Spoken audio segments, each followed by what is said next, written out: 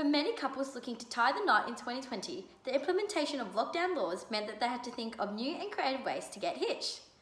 We spoke to Melbourne-based newlywed Karina Quigley about her journey getting married during the pandemic and how that impacted her and her partner. It was May the 2nd was the original date we were going to do, so 2 weeks later I think it is. Just the usual like reception, ceremony, about 100 guests, blah blah blah blah. But obviously COVID got in the way of that. The uncertainty around when lockdown would end meant that Karina and her partner Nathan were forced to make a tough decision on how they would celebrate their matrimony. Like, I still am up in the air with some things because it was like you kind of got to postpone without a set date and stuff like that. But yeah, we were almost everything sorted. And then we just kind of had to be like, well, maybe the rules are going to come in stronger, like 3 months ago, maybe.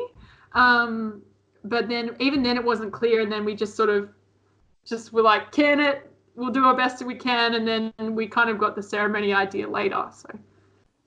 While having their wedding outside of isolation would have been ideal, the current circumstances meant that they would instead choose to get married over the now popular teleconferencing app, Zoom. Zoom has become increasingly popular for sharing video calls.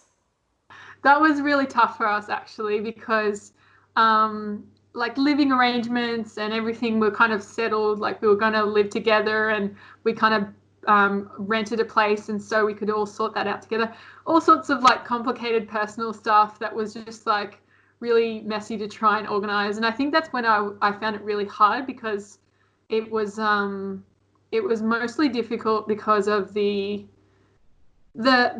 extra little layers that we hadn't thought of, and trying to that was one of the biggest calls, deciding whether to postpone everything or to have that ceremony and have that kind of wedding in a weird way rather than later. So yeah. However, it wasn't all bad news. Karina found that having their wedding online created greater flexibility than she had before, with the venue being able to invite as many people as she'd like to witness her big day. I think I invited over 100. Like there was more guests than there would have been. Maybe closer to 200, but we had 70 that clocked in at the time. So 70 people watched it, 70-something people watched it at the time. And then we're setting up a recording for a couple of people that couldn't be there. While there were 70 people watching online, the actual ceremony was limited in guests due to regulations. So it was the celebrant, our two witnesses, so my sister and his best mate, and then me and Nathan. And someone happened to put up a whole bunch of photos of all our family around the room so that we felt like we were looking out to people. But yeah, essentially 5 people. And while the happy couple have traded in their wedding plans for an online wedding, celebrating their marriage again once the pandemic is over is definitely in the plans. We hope for like an anniversary bash. So it'll be a reception. We might do a salute to the vows by doing a proper sort of redoing of the vows. But basically we want to, I guess you call it a second wedding in a year's time. So anniversary kind of. While some couples find that moving in with a new partner can be a cause of friction, Karina says that despite isolations, the experience of being newlyweds during the pandemic has been a pleasant surprise. I'm sure the honeymoon phase will end, but it's been really lovely. It's been really lovely. I have only praise for it. The little weird things that we have about each other, I think we've already known or we're figuring out on okay terms. So it's actually been really good. And because we both have a little bit of work, him basically full-time and me 3 days a week, we have like things to do that we enjoy or that challenge us. So it's been really nice. As for advice that she has for other couples in a similar position, she says the most important thing to consider is the emotional toll that this pandemic has on couples, and that kindness is imperative to getting through this time and making the tough decisions. Yeah, be kind to yourself and be kind to your partner and be kind to one another so that you can kind of work through something that's ultimately a practical thing, but really actually like kind of an emotionally charged thing. So the restrictions on weddings have also had their effect on businesses who rely on receptions and ceremonies. We spoke to Catherine McClintock, who runs Eagle's Nest Luxury Mountain Retreat, to ask her how her business has managed through this time.